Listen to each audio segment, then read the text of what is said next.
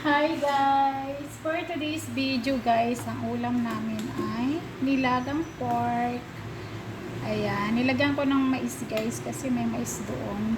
Palalambutin lang natin to guys. So mag-add lang ako dyan ng pamintang buo.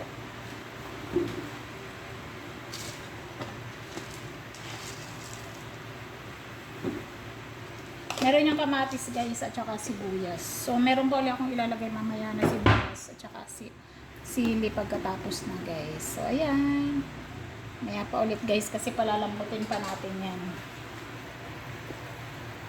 So ito yung guys yung gulay na kasama ilalagay ko dyan. Pechay and then yung gabi at saka radish. Binababad ko lang guys sa asin yan. Saka ko nahuhugasan mamaya maya. Guys, pag last na, luto na siya para masarap lalo yung ating nilagang pork. So, ayan guys, at malambot na yan. So, kailangan ko munang tanggalin yung mga taba-tabang nakalutang dyan guys, yung mga langis. Kasi nga, hindi naman yan maganda sa ating kalusugan.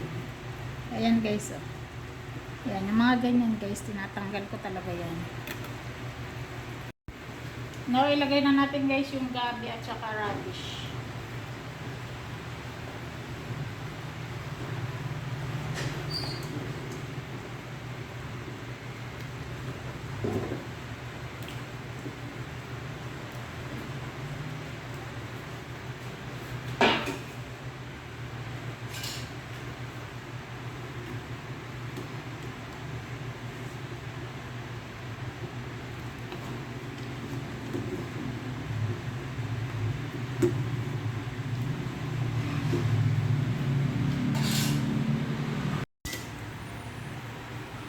Check natin guys kung malambot na yung ating gabi.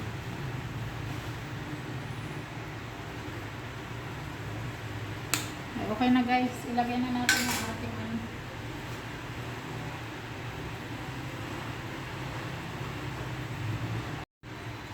Now guys, ilagay na natin yung pechay, unahin natin yung puno.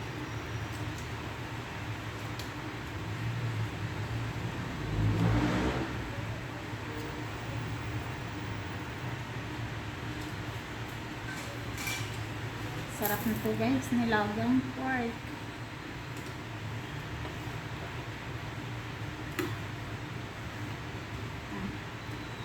May gabi at mais.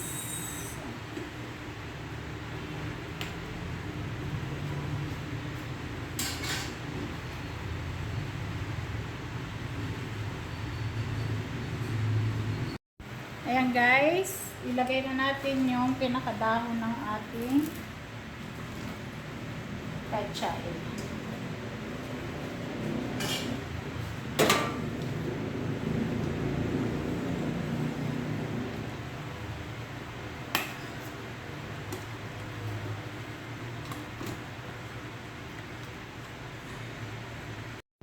Ayan guys, ilagay na rin natin guys yung sili at sibuyas.